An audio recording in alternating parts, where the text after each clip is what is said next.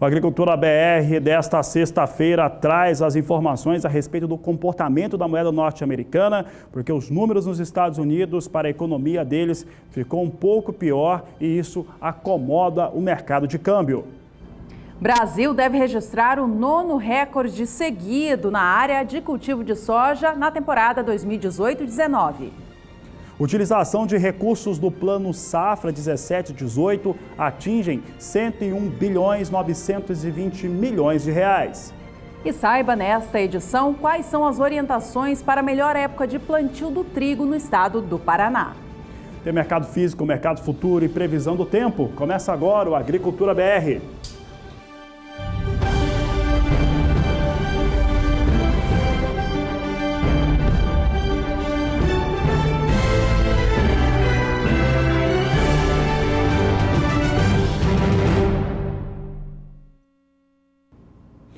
Uma ótima tarde a você que acompanha a programação do Canal do Boi. Olha, vamos falar agora do balanço financeiro de uma das principais empresas da área de celulose do país. É o que você acompanha agora no quadro Agroações.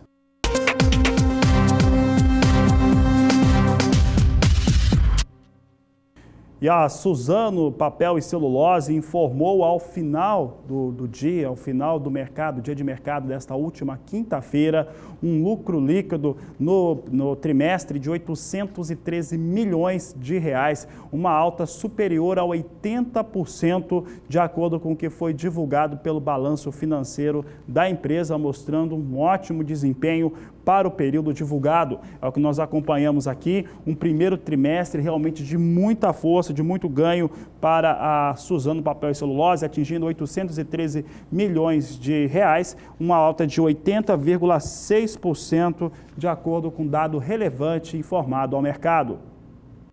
De acordo com dados da empresa, o chamado EBITDA, que é o cálculo do lucro antes dos juros, impostos, depreciação e amortização, recebeu um volume bem elevado no primeiro trimestre deste ano, na comparação com o mesmo período em 2017. A alta passou de 80%. Veja que o EBITDA da empresa, neste primeiro trimestre, alcançou 1 bilhão 528 milhões de reais, 80,4% acima do trimestre anterior. Um outro fator também que ficou marcado, a empresa, a Suzano, que anunciou a fusão com a sua maior rival no Brasil, a Fibria, lá em meados do mês de março, teve também um fator de lucro final também muito forte, chegando a 3 bilhões de reais, uma alta de 33% de acordo com o balanço financeiro. Veja só os dados, receita líquida aqui de 3 bilhões, alta de 33%. E olha que isso aconteceu mesmo com o volume de vendas com queda. 876 mil toneladas foram produzidas de celulose, uma queda de 4,3%. O que significa isso? Que a Suzano Celulose, ela conseguiu produzir menos e vender mais caro e com isso teve essa renda líquida ainda mais alta. Acompanhe agora conosco como foi a evolução do preço da ação da Suzano na Bolsa de Valores desde que foi feito o anúncio da fusão com a Fibria. A elevação é expressiva, a gente mostra para você na tela. Veja que no dia 15 de março, a ação da Suzano valia R$ 23,40. No dia 19 do mês, já vinha para R$ 30,60. Em 6 de abril, a ação da Suzano valia R$ 37,99. No dia 17, registrou algum recuo, fechando a sessão a R$ 37,89. No dia 23 de abril, valia R$ 38,25. E na data atual, dia 26 de abril, melhor dizendo, nesta última quinta-feira, dia 26, a ação estava já em R$ 40, um número muito elevado na comparação com um mês atrás. A gente acompanha como estão as ações neste momento da Suzano, então. Lembrando que nesta quinta fechava a R$ 40. Vem com alta mais uma vez a ação da Suzano. Alta de 1,34%, negociada agora na Bolsa Paulista a R$ 40,34. E médios e grandes produtores rurais do país fizeram uma forte tomada de crédito para o Plano Agrícola Pecuário da temporada 2017-2018.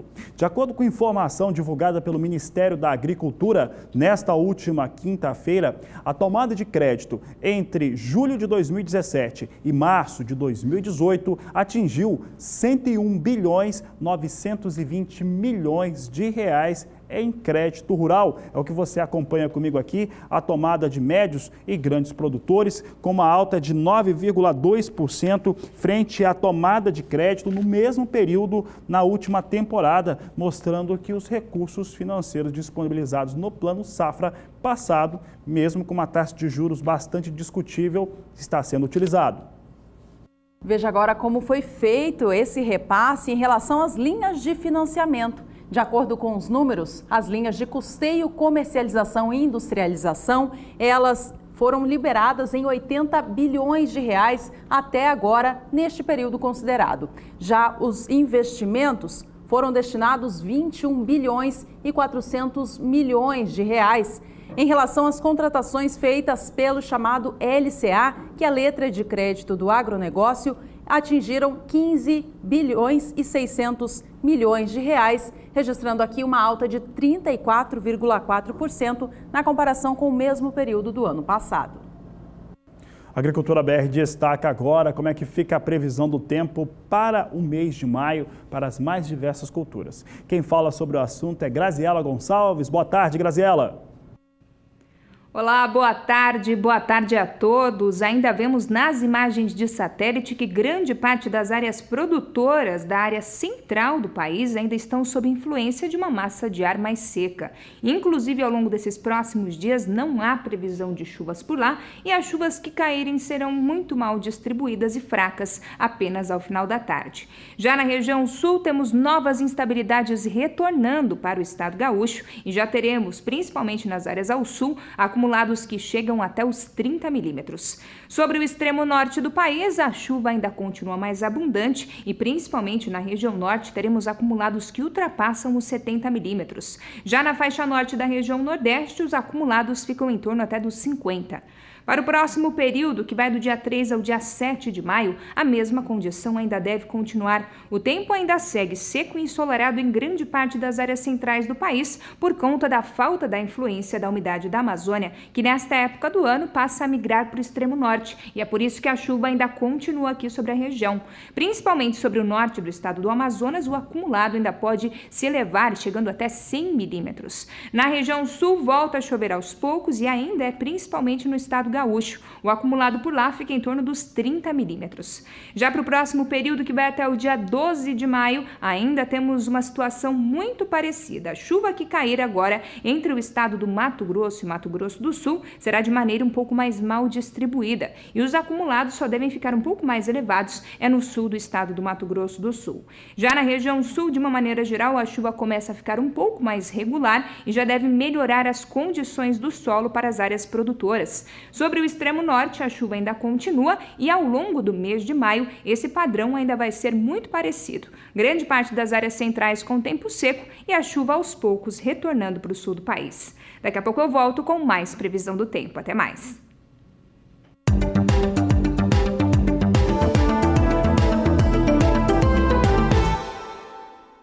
O assunto é soja no Agricultura BR. Vamos saber como é que vem os valores praticados em alguns dos principais portos do país. Começando pelo Porto de Santos, que em uma semana tem elevação para os valores médios pagos para a saca da soja em 1,15%. É o que você acompanha conosco, dados apurados pela Grãos Corretora, que no dia 20 de abril trazia R$ 86,50 a saca de 60 quilos na última sexta-feira. Já no dia 23, chegava a R$ 86,50. Dia 24, terça-feira, chegava a R$ 87,00 a saca de 60 quilos. No dia 25, R$ 87,50. Na última quinta-feira, 26, chegou ao seu patamar mais alto, R$ 88,00 a saca de 60 quilos. E nesta sexta-feira, 27, R$ 87,50 no Porto de Santos, alta de 1,15% para o período.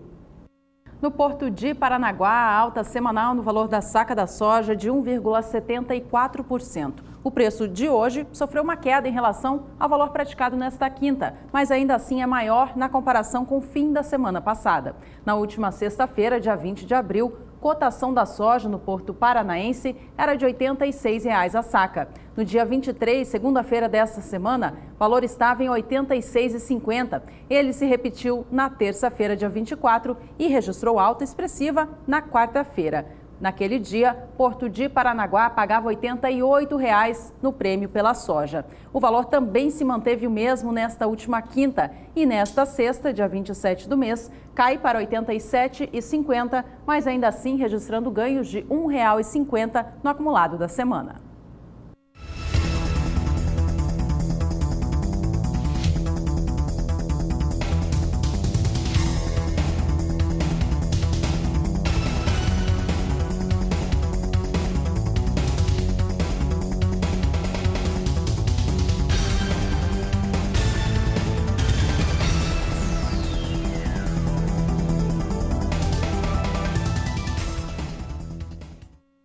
O Brasil deve cultivar a sua maior área com soja da história na temporada 2018-2019, marcando o 9º recorde consecutivo em relação à extensão destinada à cultura.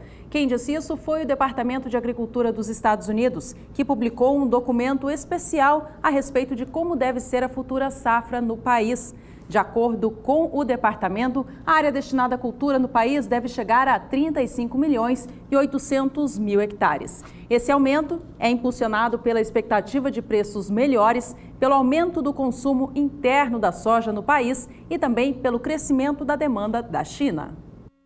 O Departamento de Agricultura norte-americano não acredita que a produtividade brasileira no próximo ciclo vai conseguir acompanhar o que aconteceu nas duas últimas safras, que, de acordo com o órgão, foi de clima perfeito e um ótimo desempenho das tecnologias aplicadas. Para o órgão, vai chegar a 115 milhões de toneladas a produção brasileira de soja na temporada 18-19. Nada mal para um primeiro levantamento. Veja só aqui os números de comparativo. Temporada 17-18 com uma produção de 115 milhões e 500 mil toneladas. Estimativa do Departamento de Agricultura norte-americano é que o Brasil alcance 115 milhões de toneladas de produção com uma produtividade menor. Em relação ao custo, o Departamento de Agricultura prevê um leve aumento por conta dos custos com mais pesticidas e outros elementos aplicados nas lavouras brasileiras.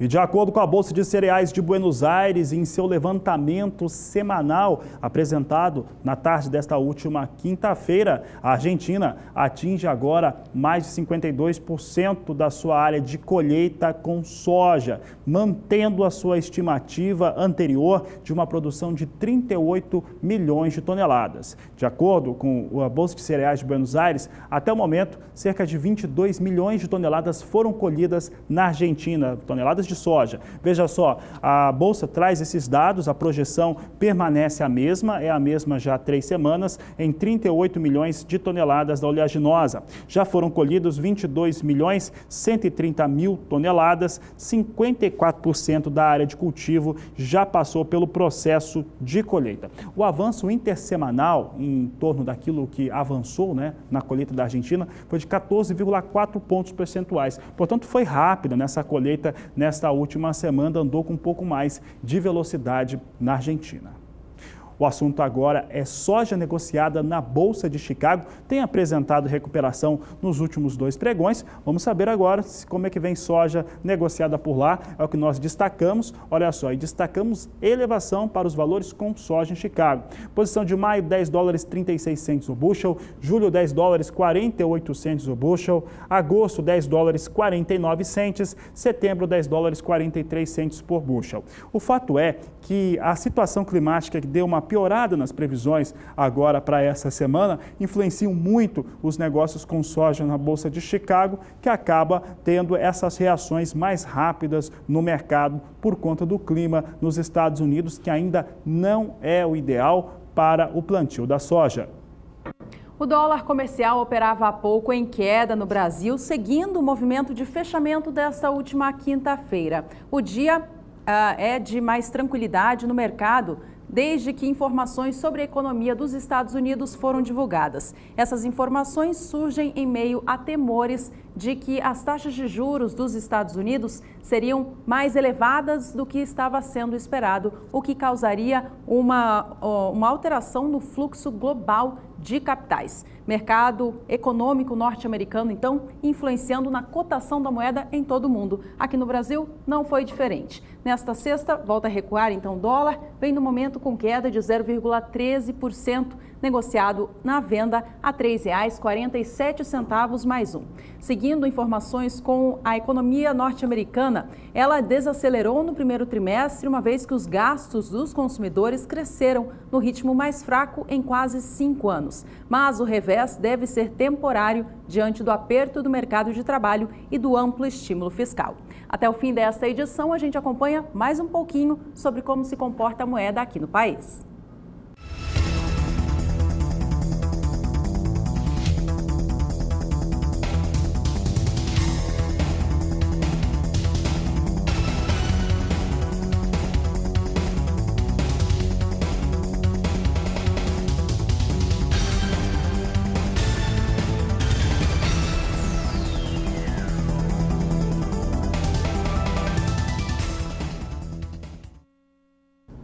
Será aberta neste sábado a Expo Zebu edição 2018, um dos maiores eventos do agronegócio do país. Bom, e nós vamos voltar agora a ir, pela primeira vez nesta sexta-feira, até o Parque Fernando Costa, porque vamos conversar com um veterano de Expo Zebu, é o Daniel de Paula, que está lá conosco. Daniel, seja bem-vindo ao Agricultura BR. Eu sei que quando eu vejo você aí, eu sei que começa uma rotina, né, uma jornada de trabalho forte, mais uma Expo Zebu trazendo tecnologia, informação ao pecuarista, ao produtor rural. O que nós vamos ter por aí? Daniel, boa tarde.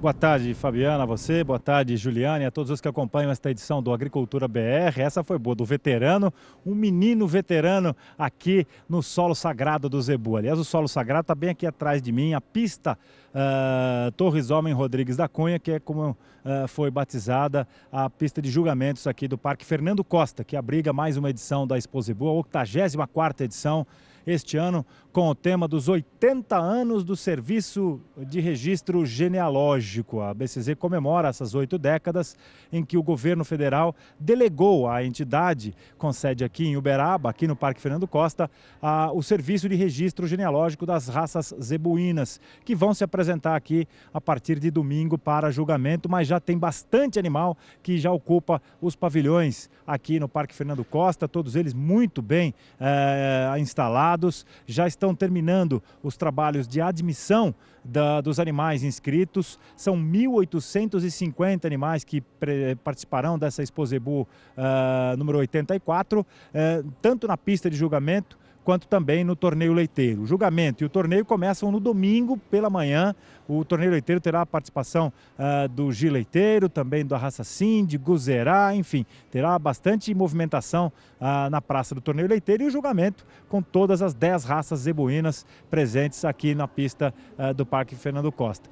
A abertura, como a Juliana lembrou bem, é amanhã, a abertura oficial, com a participação do presidente Michel Temer, que já confirmou a sua vinda a Uberaba. Na sua agenda oficial consta como primeiro compromisso amanhã, lógico, a participação nesta solenidade que vai começar, ou tem previsto o seu início às 10 da manhã, aqui mesmo no Palanque Oficial. Inclusive, nesse momento, as autoridades ou os representantes do governo federal estão fazendo os últimos ajustes de posicionamento das autoridades que aqui estarão. Aí você tem uma imagem dos funcionários da BCZ, enfim, do próprio Palácio do Planalto, que estão aqui já desde quarta-feira organizando toda a parte da segurança que vai ser empregada a partir das primeiras horas da manhã deste sábado, a abertura oficial da Expo Zebu. Aqui a gente tem, infelizmente, um processo bastante dificultoso para trabalhar em dias de abertura oficial de Expo Zebu. Essa é a grande verdade, viu, Fabiano, Juliana e a todos os que nos acompanham. A limitação de movimentação das pessoas aqui é intensa,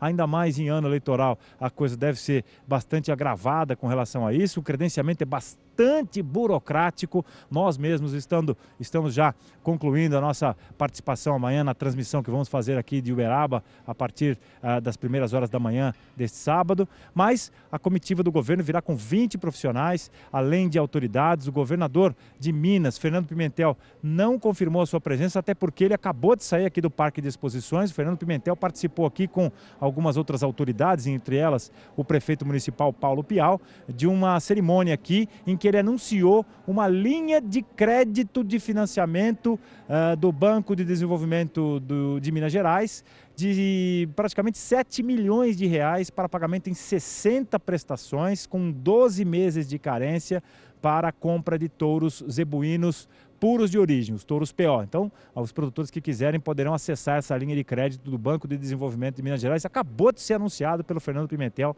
governador de Minas Gerais, que estava aqui na sede da BCZ. A sede que também contou com o primeiro compromisso oficial da Expo Zebu 84 anos, que foi exatamente o Fórum de Tributação ao Produtor Rural. A BCZ organizou em parceria com a Sociedade Rural Brasileira, com o Sindicato Rural aqui de Uberaba e também a OAB, esse fórum que debateu, junto com produtores rurais que participaram desse encontro, junto com a diretoria da ABCZ, dessa discussão a respeito do imposto de renda ao produtor rural e principalmente do grande vilão do sono dos produtores rurais, que é exatamente o Fundo Rural. Muitas ações serão tomadas e encaminhadas para Brasília a fim de que os produtores tenham atendidas as suas necessidades.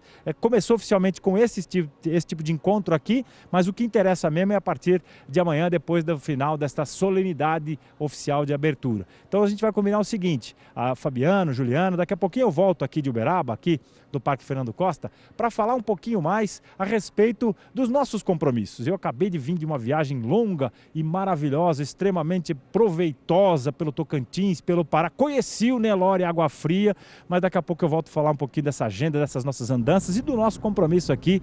Tem Expo Sindi anunciada para o SBA durante a semana. Fabiano, Juliana. Daniel, obrigado pela participação. Daqui a pouco você volta. Essas andanças do repórter Daniel de Paula, dá um livro, ele que já escreveu sobre o Cenepol 2 vezes.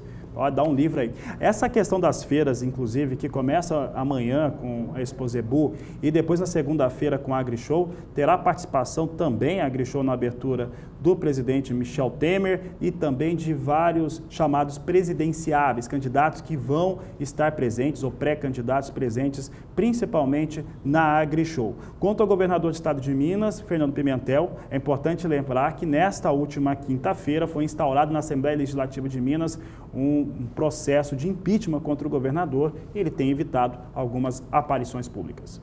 E o Agricultura BR vai agora para o primeiro intervalo desta edição. Fique com a gente, ainda hoje muita informação para vários setores do agronegócio nacional. Um deles para os arrozeiros. Canab realiza mais um leilão na semana que vem para ajudar na comercialização do arroz. E você aproveita para entrar em contato conosco, mande a sua mensagem no 67996562266. Nós voltamos já.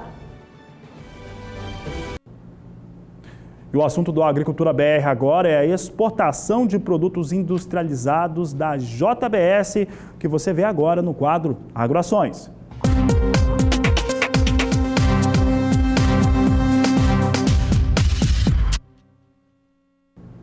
O primeiro trimestre do ano de 2018 foi marcado por embarque de 16.800 toneladas de produtos industrializados do frigorífico JBS, que teve um bom desempenho para os 3 primeiros meses do ano. Vamos ver agora como é que ficaram esses dados no comparativo com o primeiro trimestre do ano passado. Você observa aqui a alta em relação ao desempenho. Foram 33,3% mais alta esse embarque de produtos industrializados industrializados por parte do JBS. A empresa ressalta que o resultado positivo é um reflexo da forte demanda do mercado externo. Além disso, comprovaria a eficiência da estratégia da empresa em atuar com equipes especializadas em mercados consolidados e em expansão. A JBS Carnes comercializa produtos industrializados para diversos países, sobretudo alguns que pagam muito bem, como Estados Unidos, Inglaterra e Alemanha.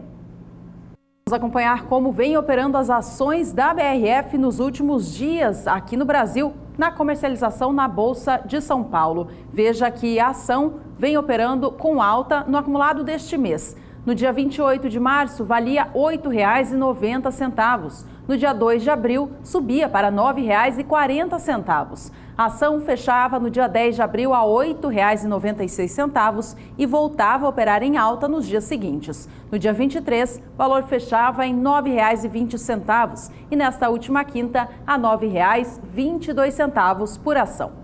A gente acompanha como estão os valores agora, então, para a JBS na Bolsa de São Paulo. Está valendo R$ 9,16. Vem com queda hoje, portanto, em relação ao fechamento desta quinta. Variação negativa agora é de 0,65%.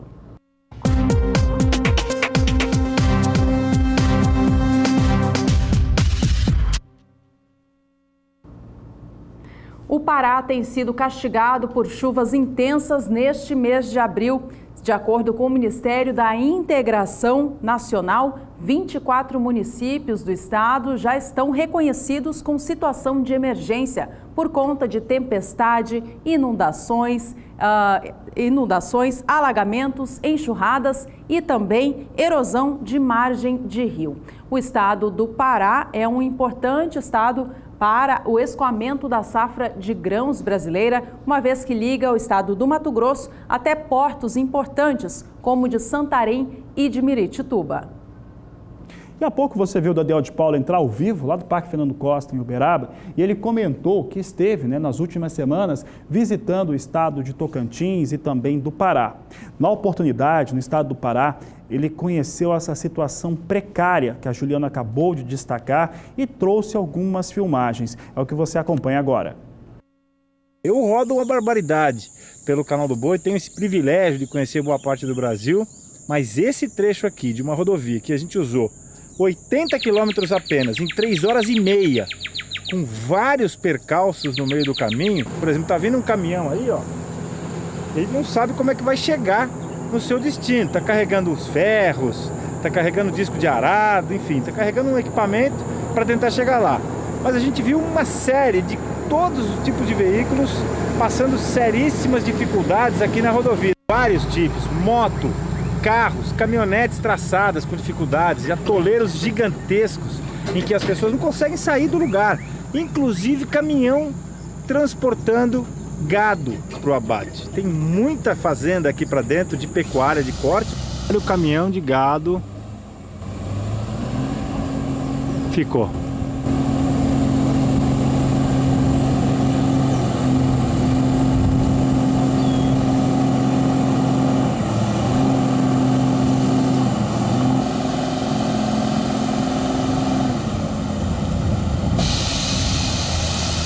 Passou.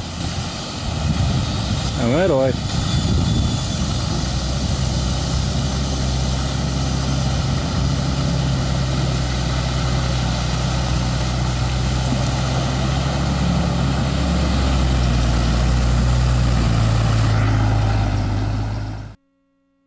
Tá aí a situação precária das estradas no estado do Pará, que não contam com asfalto. E quando chove, como tem ocorrido nas últimas semanas, a situação fica ainda pior. Além do estado do Pará, outros da região norte e também região nordeste têm recebido volumes elevados de precipitação. Vamos saber agora com a Graziela, da Somar Meteorologia, qual que é a previsão do tempo daqui para frente. A situação ainda segue complicada para o escoamento da soja, principalmente sobre o sul do estado do Pará. Vemos aqui nas imagens de satélite que a nebulosidade até diminuiu um pouco, mas as chuvas que ocorreram ao longo desses últimos dias deixaram o solo muito umedecido sobre essa região. Inclusive, o norte do estado do Mato Grosso também recebeu bastante chuva e a expectativa ao longo desses próximos dias é que essa chuva finalmente comece a diminuir um pouco mais sobre essa região. Ainda teremos acumulados em torno até dos 15 milímetros no sul do estado do Pará, mas agora essa chuva segue de maneira mais mal distribuída. Para o próximo período, que vai do dia 3 ao dia 7 de maio, a chuva ainda deve persistir, porém de maneira muito mal distribuída e com baixos volumes acumulados. As chuvas mais frequentes agora ficam principalmente sobre a faixa norte do estado do Pará, onde o acumulado pode chegar até os 30 milímetros. Para o próximo período, que vai do dia 8 ao dia 12 de maio, infelizmente essa chuva continua, porém o acumulado vai diminuindo cada vez mais, mas mesmo assim a umidade do solo ainda deve persistir. Daqui a pouco eu volto com mais previsão do tempo. Por aqui o Agricultura BR fala agora sobre o setor de floresta no país, principalmente em produção de celulose e papel, de acordo com o Instituto Brasileiro de Florestas. Você vai acompanhar conosco agora os últimos dados divulgados nesta última quinta-feira, que trazem a produção de celulose no Brasil. Você acompanha aqui a indústria brasileira de árvores, que nesse mês de março de 2018 registrou uma produção de 1.750.000 toneladas. Essa produção ficou 9,4% superior ao mesmo período do ano passado, que teve um registro de 1.580.000 toneladas. Esse volume de celulose produzido no mês passado, a produção total no trimestre superou os 5 milhões. É o que a gente acompanha agora. Veja que o acumulado dos 3 primeiros meses do ano soma 5.280.000 toneladas produzidas. Esse volume fica 13% acima da produção brasileira de celulose no primeiro trimestre de 2017, que alcançou 4.590.000 toneladas. As exportações brasileiras saltaram 38,6%, de acordo com o Instituto Brasileiro de Árvores. É o que nós vamos acompanhar agora. Foi uma elevação bem forte, que foi registrada também nos balanços individuais das empresas. Você vê aqui o mês de março de 2018 com um registro de 1.380.000 toneladas embarcadas contra 842.000 toneladas em março de 2017, um desempenho bastante forte para o mês de março de 2018. E agora, considerando os 3 primeiros meses do ano, a alta nas exportações de celulose superaram 18% na comparação com o primeiro trimestre do ano passado. Veja que, de acordo com o IBÁ, Indústria Brasileira de Árvores, as exportações chegaram a 3.930.000 toneladas neste primeiro trimestre. No ano passado, foram 3.210.000.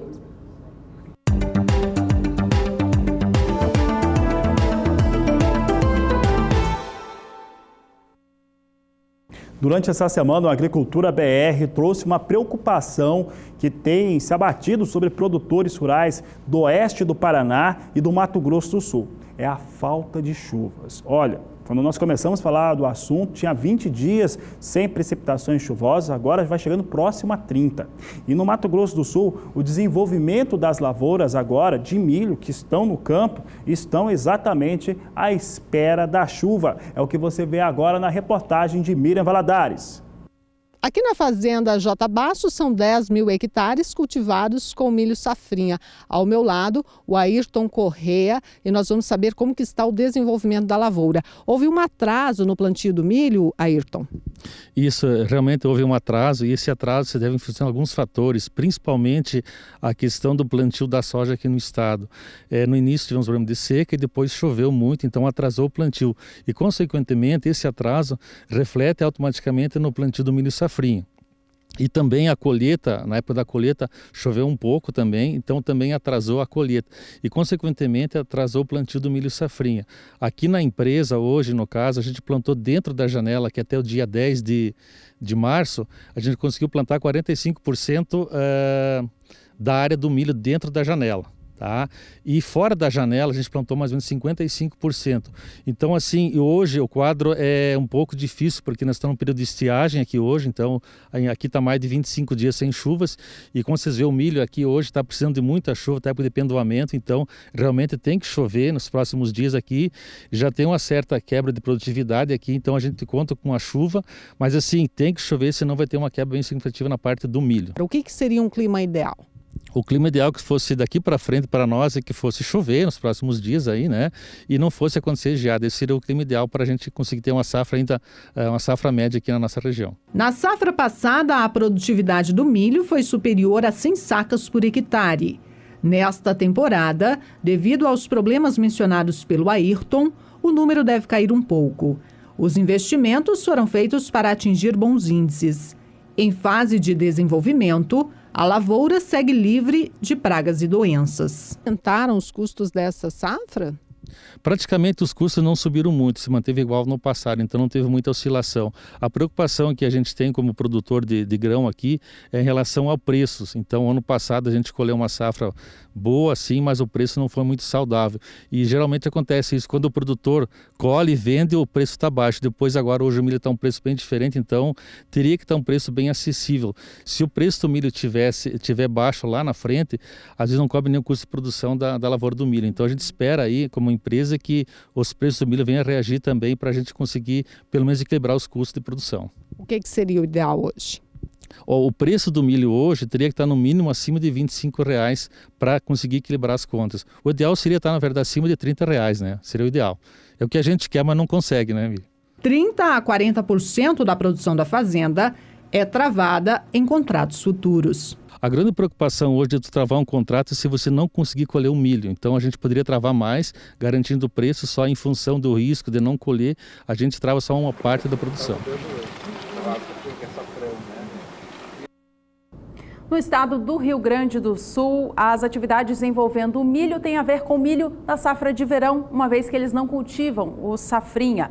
Por lá, a atividade é de reta final de colheita. Como os produtores gaúchos dão prioridade à colheita da soja, o milho tem ficado um pouquinho atrás. De acordo com a Emater, o restante de área que precisa ser colhida, que ainda é de 8%, deve ficar para o mês de maio.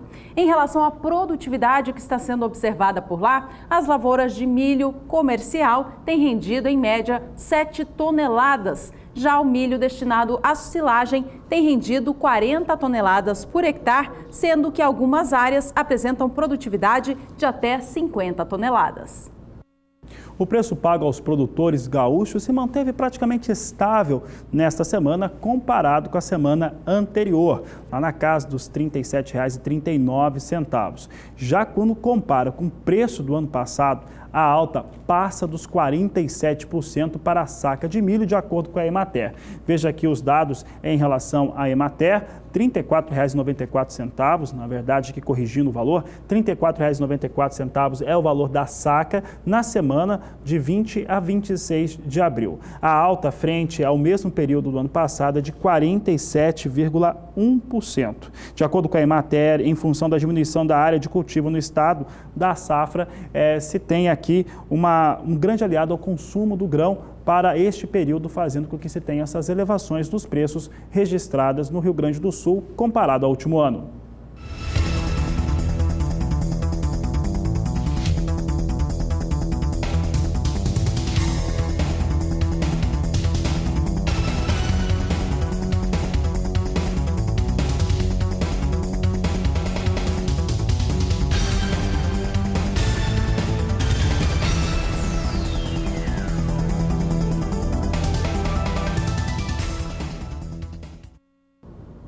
E a colheita do milho na Argentina atinge 35,7% da área trabalhada por lá. É o que trouxe os números da Bolsa de Cereais de Buenos Aires para o seu levantamento semanal. Por lá, a estimativa na temporada 17-18 é de uma produção de 32 milhões de toneladas, 7 milhões de toneladas abaixo da campanha anterior. Veja conosco como é que estão os dados para a Argentina. Está em posição de colheita. A estimativa estimativa de safra é de 32 milhões de toneladas. Foram colhidas até o momento 11.850.000 toneladas, é a parcial de colheita até essa semana na Argentina. A temporada 16-17 teve uma colheita total de 39 milhões de toneladas. Aqui fica muito claro que a produção de milho na Argentina perdeu, claro que perdeu, mas não tanto quanto a de soja dos argentinos.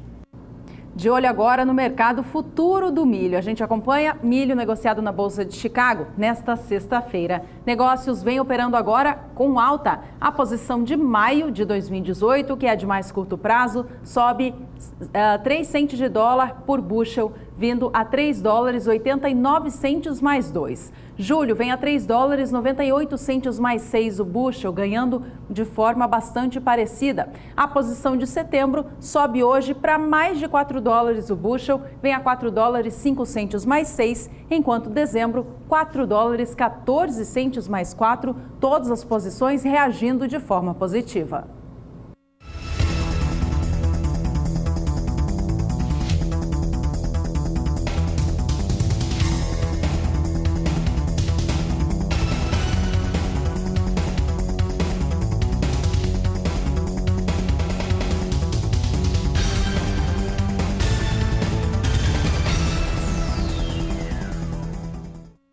E a gente vai voltar agora ao vivo até Uberaba, em Minas Gerais, onde começa neste sábado a Expo Zebu 2018, para falar de um dos grandes eventos da feira, que acontece na terça-feira da semana que vem. Exatamente, e esse evento é da raça Sindhi, é uma raça muito especial e tem aqui no Canal do Boi um grande evento. É um dia que vai trazer realmente oportunidades de bons negócios e de muito racial, de muita qualidade. Quem fala conosco sobre esse assunto é o Daniel de Paula, que volta ao Agricultura BR. Daniel, raça Sindhi, Expo Zebu, Brasil, mostrando aí toda essa qualidade, essa genética desenvolvida e colocando à disposição dos pecuaristas de todo o país. Seja bem-vindo mais uma vez, Daniel.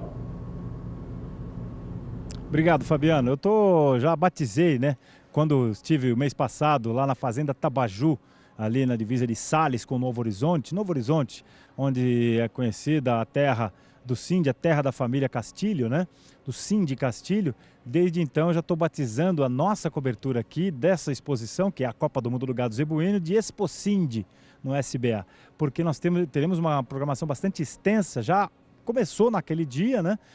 Deixa eu fazer uma correção. Começou 80 anos atrás, quando a família do Adaldio trouxe o Sindhi para o Brasil, exatamente para a Fazenda Tabaju, onde neste exato momento nossa equipe está lá com o Jorge Zaidan, fazendo a cobertura de uma visita, né, de um dia de campo, na verdade, que conta com a visita de uma delegação bastante numerosa de criadores estrangeiros, de toda a América Latina, do Peru, do México, da Venezuela, da Colômbia, de vários outros países da América Latina, que estão visitando a Fazenda Tabaju, que foi para onde o Sindhi veio para o Brasil, essa raça de 5.000 anos, né, de uma divisa do Paquistão com a Índia, e que é um dos zebuínos mais antigos e mais versáteis e também dos mais completos e funcionais de todos os tempos. O Sindhi, que voltou ao cenário, né, ficou bastante tempo longe do cenário nacional da pecuária, mas voltou com a força da sua dupla aptidão exatamente pelas mãos do Adaldio Castilho.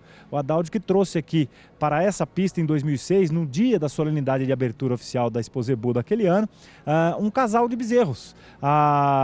O índio, o Irapuru da estiva, um bezerro que depois se tornou touro do Central, um dos grandes patriarcas da raça, e também a jangada, que é uma das maiores vacas de todos os tempos, não só do Sindhi, mas de toda a pecuária, não também só do Zebu. E ela está viva, estive com ela. Aliás, na matéria do quadro Grandes Criatórios que nós estamos mostrando aí na nossa programação, eu estou bem ao lado dela e a jangada parece até que me reconheceu. Ela vai estar aqui competindo, olha que legal. No torneio leiteiro, aliás, ela vai estar na pista, né, sendo mostrada, com algumas filhas que disputam o torneio leiteiro, quer dizer, é uma raça de corte e de leite, porque o Sindhi é bastante numeroso. O torneio leiteiro, que é o Sindhi Castilho, vai trazer mãe, filha e neta para disputar as três no mesmo torneio, quer dizer, algo nunca pensado em pecuária. A longevidade, a funcionalidade e a produtividade delas vão estar em jogo. E é uma coisa histórica que nós vamos mostrar aqui. O torneio leiteiro que começa no domingo. Hoje, portanto, a nossa equipe está lá registrando essa visita até o fim do dia, inclusive na programação do SBA. Nós vamos estar com essa gringaiada toda aqui já em Uberaba, vamos tentar trazê-los aqui para bater um papo com eles. O Jorge Zardan vai chegar, você está vendo aí algumas imagens do Cindy Castilho, vai vender na terça-feira, no 8º leilão da raça Cindy, um touro de central, tá aí para você, o guerreiro da estiva, um dos grandes novos ícones da raça que o Adaldio está apaixonado. Vai vender também prenheses e embriões de doadoras consagradas do Cindy, que já atraíram e arrastaram um monte de gente para essa funcionalidade da raça. Gente importante, gente que conhece pecuária, que vive de pecuária. Casos aí de Zé Humberto Vilela Martins, Adir do Carmo Leonel, Cícero de Souza, bastante gente importante se rendendo ao Cindy, o Ângelo Tiberi. Vai estar todo mundo aqui e a gente vai mostrar a festa do Cindy que vai ocorrer no dia 1º, né? Dia 1º nós teremos o 8º leilão Essência da Raça Cindy, capitaneado pelo Cindy Castilho, com alguns convidados. Vamos ter aqui a associação fazendo vários eventos também, a Associação Brasileira dos Criadores de Cindy, presidida pelo nosso amigo Ronaldo Bichuet, que vai estar aqui também, é convidado do leilão de terça-feira, que tem início previsto para 1 da tarde. Atenção, porque 1 da tarde começa o leilão, impreterivelmente no horário de Brasília, com a transmissão do Canal do Boi.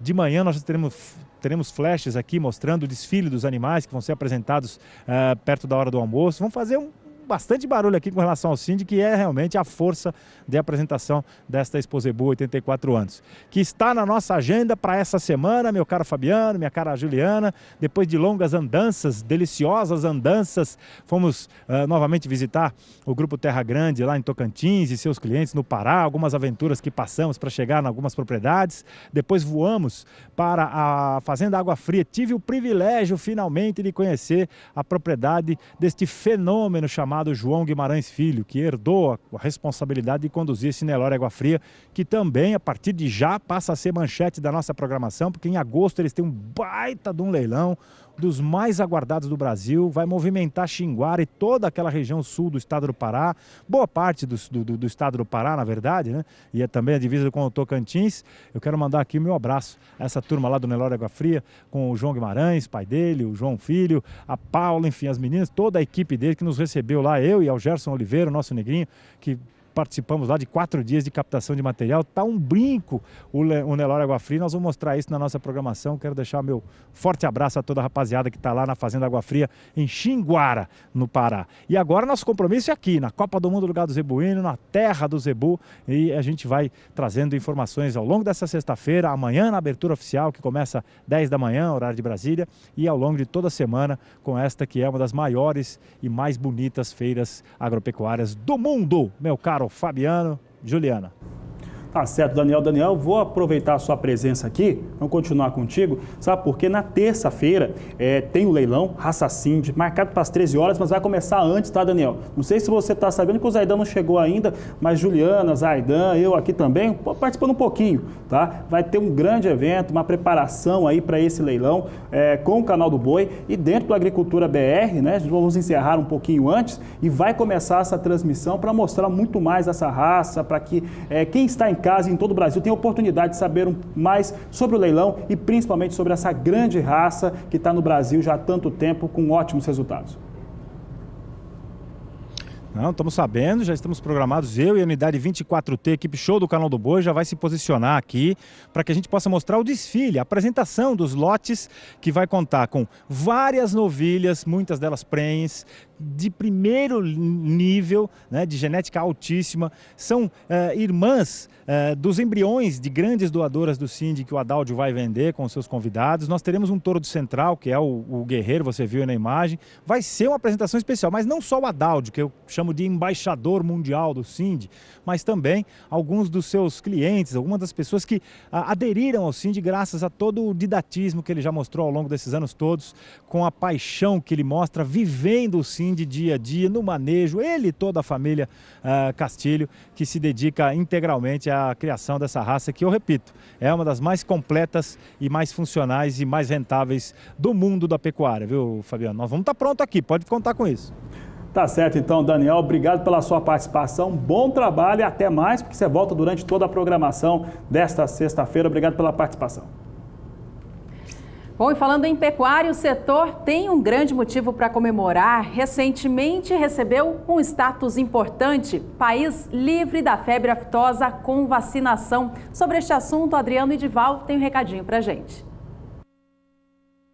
Temos um comunicado importante para você, pecuarista. Felicitações! Congrats! Como estamos vendo, a pecuária brasileira ganha cada vez mais o respeito e a confiança nos mercados nacional e internacional. E você, pecuarista, merece todos os parabéns do mundo. Graças ao seu trabalho, o Brasil está sendo reconhecido pela Organização Mundial de Saúde Animal como zona livre da febre aftosa com vacinação. É mais uma importante conquista internacional da nossa pecuária. Continue vacinando o seu rebanho. A primeira etapa de vacinação já está aí. E atenção, a dose da vacina continua a mesma, 5 ml por cabeça. Entra lá no site do Ministério da Agricultura, agricultura.gov.br. Veja o calendário de vacinação do seu estado e continue recebendo todo o reconhecimento que você e todos os pecuaristas do Brasil merecem. E no próximo bloco, por aqui, o assunto é café. Você vai ver que os cafeicultores de Minas já estão preparando as suas lavouras para dar início à colheita do grão. Entre em contato conosco, mande a sua mensagem no WhatsApp 67996562266. Nós voltamos já. Com a proximidade das atividades de colheita da safra 2018 de café, falando especialmente da variedade arábica, os cafeicultores das fazendas estão preparando as lavouras para iniciar as atividades neste próximo mês de maio. De acordo com informações de quem trabalha no setor, nessa época é importante fazer a limpeza das plantações e de todo o acúmulo feito nas propriedades rurais, para quando o grão for colhido, ele não seja perdido em meio aos entulhos. De acordo com a Cooperativa Agrária de Machado, a Copama, esse manejo pré-colheita é muito importante para o resultado final da safra. O engenheiro agrônomo da cooperativa traz algumas orientações aos produtores. Ele diz o seguinte: a arruação é a prática de retirar da copa do cafeeiro todas as impurezas que foram acumuladas após a última safra. Normalmente, esses resíduos são torrões, folhas velhas, restos de ramos provenientes de podas e também de outras questões. Plantas daninhas vivas e as de campinas anteriores, as pequenas mudas de café, chamadas orelha de onça, e principalmente os frutos residuais da safra anterior. Então tá aí a fala do José Pinheiro Lourenço, ele que é engenheiro agrônomo da Copama, trazendo orientações para o cafeicultor na hora de apanhar os frutos do pé. De acordo com o engenheiro, a arruação é sim um trabalho muito demorado, mas que compensa no resultado final da safra.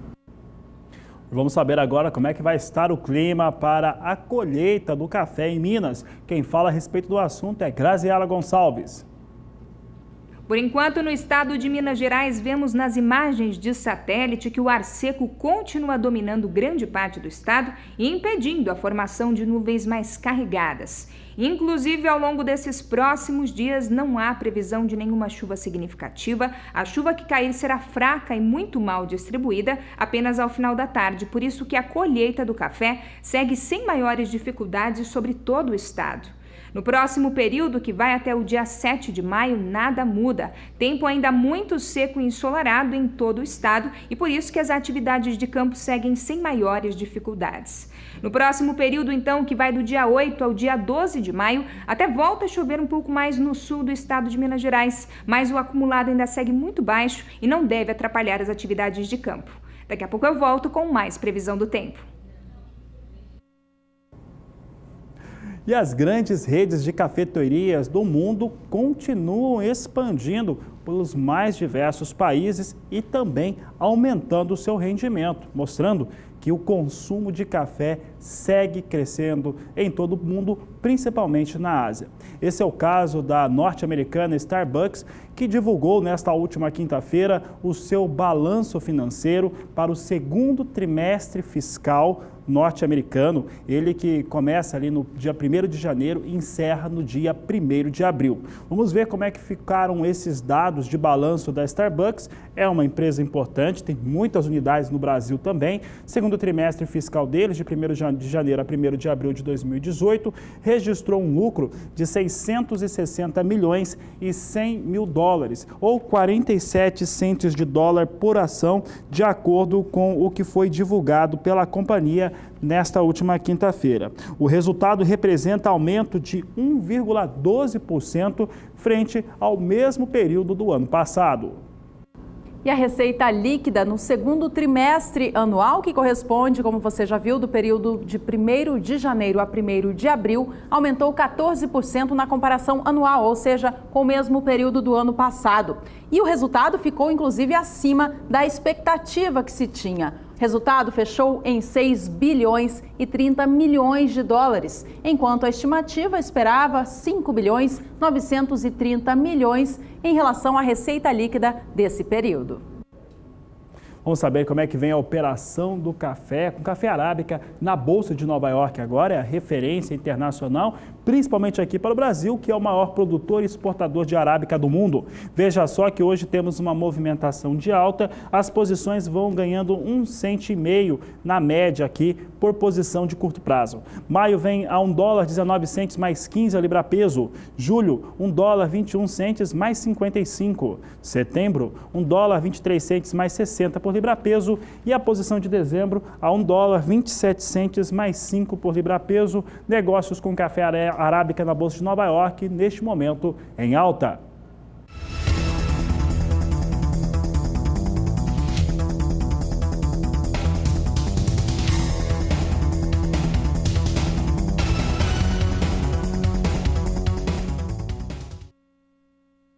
De olho agora no mercado internacional da variedade Conilon. É a Bolsa de Londres a nossa referência, ela que negocia os valores do café também lá fora chamado de Robusta. Nesta sexta-feira, mercado em Londres vem operando com baixa para esta commodity. A posição de maio vem a 1.701 dólares por tonelada, com queda de 0,70%. Julho vem a 1.729 dólares, caindo 0,40%.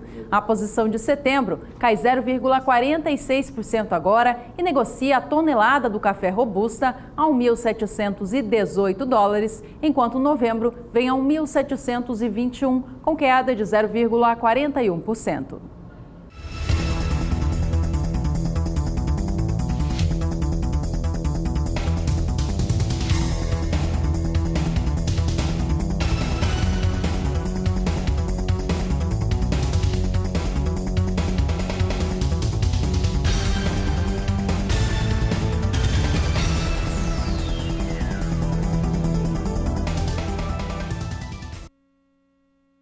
Nós vamos para mais um intervalo. Ainda nessa edição, você ouve de especialistas do setor tritícola do Brasil sobre quando é a melhor época para fazer o plantio da nova safra de inverno.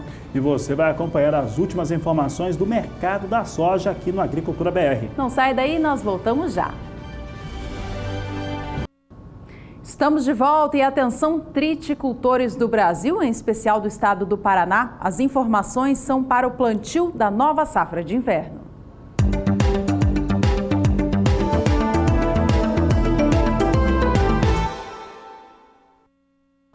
Os agricultores do estado do Paraná aguardam a chegada das chuvas para dar continuidade ao plantio da safra de trigo em algumas regiões e para iniciar as atividades em outras. A preocupação é em relação ao período já alongado de precipitações muito falhas no estado, de precipitações que são necessárias para dar início à semeadura da safra de inverno.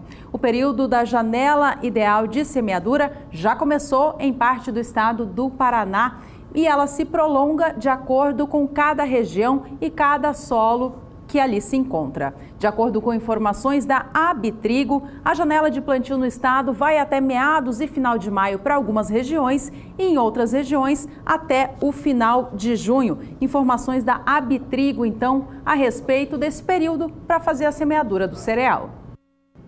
Apesar da janela de plantio já estar aberta, a maior parte dos analistas não aconselham o plantio agora, nessa abertura ainda no cedo, no mês de abril. Isso por conta dos problemas que podem ocorrer exatamente neste período, como, por exemplo, geadas antecipadas e também o chamado fungo Bruzone. Vamos ver aqui o recado aqui de um desses especialistas que diz o seguinte: vemos uma certa tendência de se ter maior pressão nos campos semeados precocemente, ao contrário daqueles semeados a partir do mês de maio. Ainda que algumas cultivares ofereçam maior nível de resistência à Bruzone, é preferível semear em datas que ofereçam menor risco, dado o dano potencial que ela pode causar à lavoura, especialmente as regiões oeste, transição e norte paranaenses. Outro agravante é o risco da geada, maior em semeaduras no mês de abril, disse Fernando Michel Wagner, gerente da Regional Norte da Biotrigo. Ele dando esse recado importante, porque não plantar ainda nesse começo de janela de abertura. Já que estamos falando de trigo, do Paraná e do Rio Grande do Sul, vamos saber como é que fica a previsão do tempo agora para essas áreas produtoras do cereal com a Graziela Gonçalves. Na região sul do país, foi só o estado do Rio Grande do Sul que acabou recebendo áreas de instabilidade. É por isso que a umidade do solo por lá se elevou um pouco mais com relação às demais áreas da região. Principalmente o estado do Paraná, nas áreas ao norte, acabou recebendo pouca chuva e por isso que a umidade do solo está em torno de apenas 30%, até no máximo 40%. Ao longo dos próximos dias, essa umidade ainda não consegue ser completamente recuperada. No Rio Grande do Sul, só que a chuva ganha um pouco mais de força. Principalmente nas áreas centro e sul, teremos acumulados que podem ultrapassar até os 30 milímetros, melhorando a qualidade do solo para o início do plantio do trigo. Já, infelizmente, no estado do Paraná, tempo ainda seco e ensolarado, o que deve agravar a situação do solo. Para o próximo período, que vai do dia 3 ao dia 7 de maio, a chuva ainda segue mais significativa sobre a metade sul do estado gaúcho. No estado do Paraná, ainda teremos chuvas muito mal distribuídas e com baixos volumes acumulados. Agora, para o próximo período, que vai até o dia 12 de maio, é que a chuva aos poucos começa a se espalhar melhor pela região. Só que no estado do Paraná só deve chover de maneira um pouco mais significativa, principalmente no sul do estado, com acumulados em torno dos 30 milímetros. Já nas áreas ao norte, que mais necessitam de água, esses acumulados mal devem passar dos 15 milímetros. Daqui a pouco eu volto com mais previsão do tempo. E o período é de entre-safra do trigo, então, com isso, a oferta do cereal fica mais restrita no mercado. Esse período já é para se ter uma cotação mais elevada em função dessa oferta mais restrita. Só que os valores estão subindo e subindo com muita força. Essa alta é impulsionada por conta da safra do ano passado, que foi de quebra, quebrou nos estados produtores, o que traz uma oferta ainda menor do cereal para ser comercializado. O valor da tonelada do trigo tipo pão ou melhorador no estado do Paraná já acumula alta superior a 10% só neste mês de abril. Veja como estão os valores praticados por lá. De acordo com a apuração do CPEA, nesta última quinta-feira, o valor da tonelada chegou a R$ 815,11, alta no mês, portanto, em 10,96%. No estado do Rio Grande do Sul, que é outro importante produtor de trigo do Brasil, a alta também acontece da mesma maneira. O valor da tonelada do trigo tipo brando já subiu 8% na comparação com o finzinho do mês passado. Veja que o valor atual já está em R$ 713,47 a tonelada.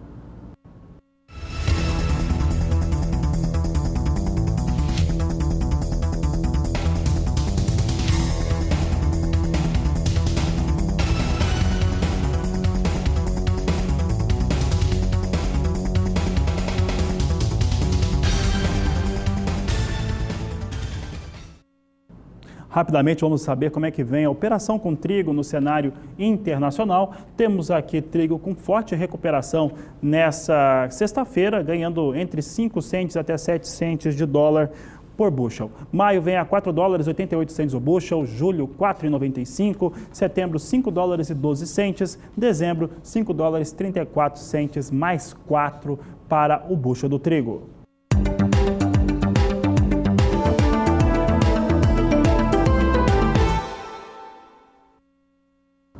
E a Conab realiza na semana que vem mais uma operação para ajudar a comercialização do arroz.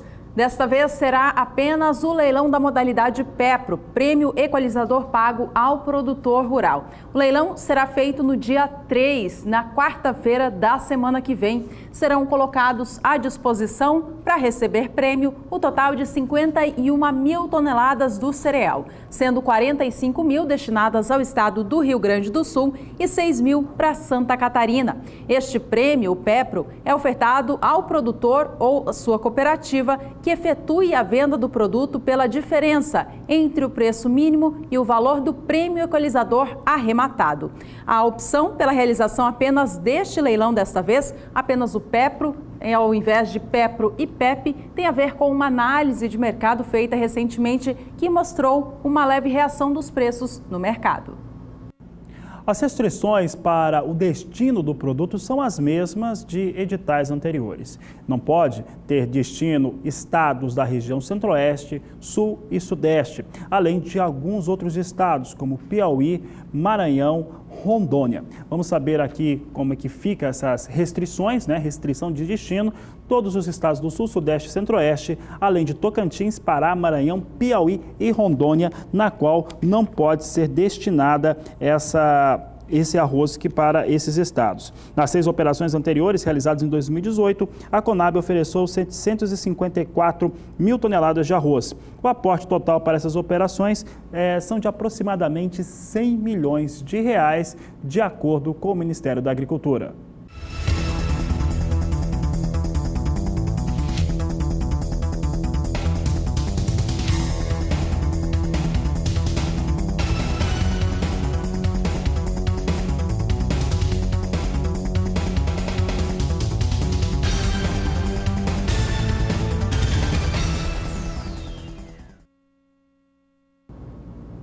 Uma faculdade em Ilhéus, na Bahia, está com inscrições abertas para um curso que chama bastante atenção.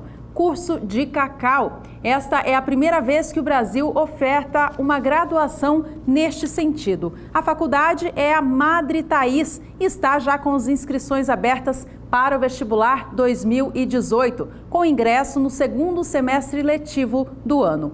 O curso, autorizado pelo MEC, visa atender ao mercado de trabalho existente, com a formação de profissionais capacitados para contribuir de forma específica no desenvolvimento técnico e socioeconômico das regiões cacaueiras da Bahia e de outros estados. Ele está em consonância com a necessidade contínua de suprir as demandas da cadeia produtiva do cacau. Os interessados neste curso superior de tecnologia em produção de cacau e chocolate podem procurar a secretaria da faculdade em Ilhéus, na Bahia, ou também acessar o site para obter mais informações. O endereço é faculdademadretaiz.com.br. As provas serão realizadas no dia 27 de maio. E rapidamente, a Agricultura BR traz para você o destaque para o cacau negociado em Nova York, para termos uma ideia de como que vem se comportando no cenário internacional. Temos aqui o valor por tonelada em alta no dia de hoje. Posição de maio vem com 2.851 dólares, julho 2.831 dólares a tonelada, setembro negociada 2.838 dólares, dezembro 2.801 dólares, as posições aqui ganhando em torno de 30 dólares no mais curto prazo.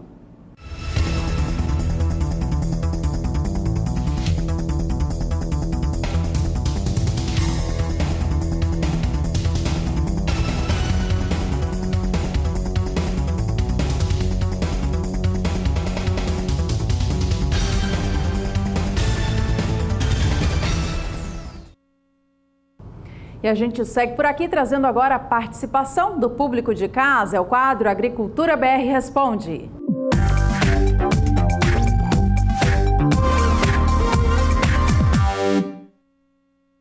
Participação lá do estado da Bahia. Você confere conosco. Quem está participando conosco agora é o Fábio Alves, de Cícero Dantas, no estado da Bahia. Ele diz o seguinte: as chuvas na minha cidade foram muito irregulares. Gostaria de saber como vai ser o inverno e se ainda vai ter a influência do Laninha. Muito obrigado. Obrigado a você, Fábio, pela sua participação. Fábio, atenção então, quem traz as informações é a Graziela. Agora vamos responder a pergunta do nosso telespectador Fábio, que fica lá em Cícero Dantas, no norte do estado da Bahia, que quer saber se a laninha deve continuar até o inverno. Olha, Fábio, por enquanto, a laninha já está perdendo intensidade. A atmosfera ainda responde a esse padrão, mas logo essa laninha vai perdendo força e a gente entra numa neutralidade. Portanto, no inverno não estaremos sob influência da laninha. Agora, por enquanto, o que a gente percebe na imagem de satélite é que ainda tem um pouquinho de nebulosidade aí sobre a sua região, mas ao longo desses próximos dias, os acumulados ainda seguem mais baixos. Mal devem passar dos 5 até no máximo 15 milímetros. O tempo ainda deve ficar mais seco e ensolarado ao longo do dia e essa chuva chega principalmente no finalzinho da tarde. Agora, para o próximo período, que vai do dia 3 ao dia 7 de maio, ainda tem previsão de tempo seco e chuva muito mal distribuída. Para o próximo período, que vai até o dia 12 de maio, a mesma condição deve continuar. Ainda teremos predomínio de tempo seco e ensolarado e a chuva que cair será de maneira fraca e mal distribuída. Eu encerro minha participação por aqui. Até mais! Obrigada, Graziela, pelas informações de hoje. Obrigada também ao Fábio, de Cícero Dantas, pela participação. Um abraço a todos por aí. Este foi o Agricultura BR Responde.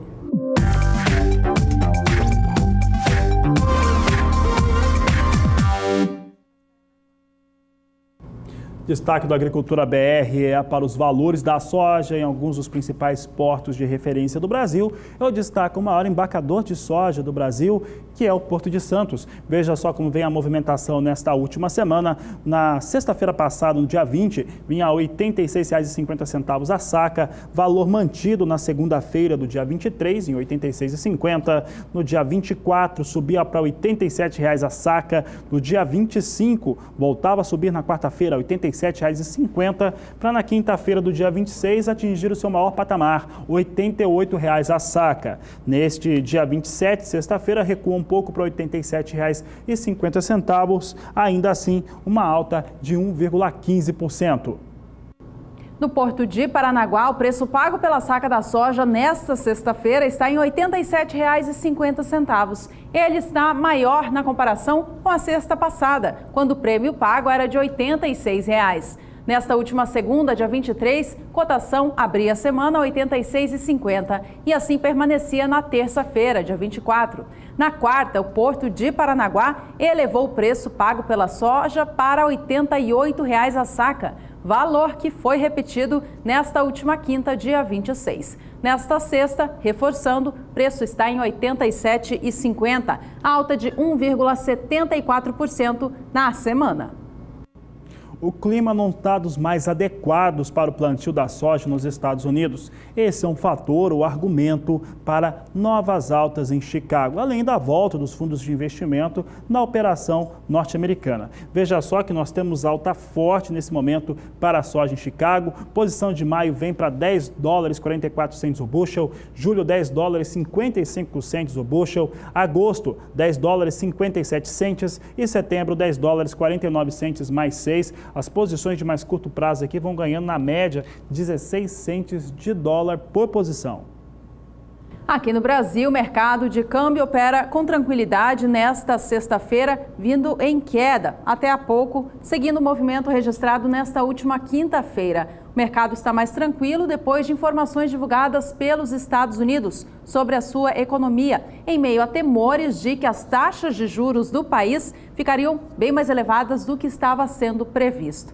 Vamos acompanhar como opera a moeda neste momento no país? Dólar segue em movimento de baixa, agora a R$ 3,46 mais 8, com variação negativa de 0,23%. Bom, e com essa informação a gente encerra aqui mais uma edição do Agricultura BR para você. Não se esqueça que logo mais às 5h20 da tarde tem a terceira edição com o resumo do dia. Obrigada pela companhia e até a próxima. Este é o Agricultura BR. A inteligência e a transparência do agronegócio sempre com você. A todos uma ótima tarde e até mais.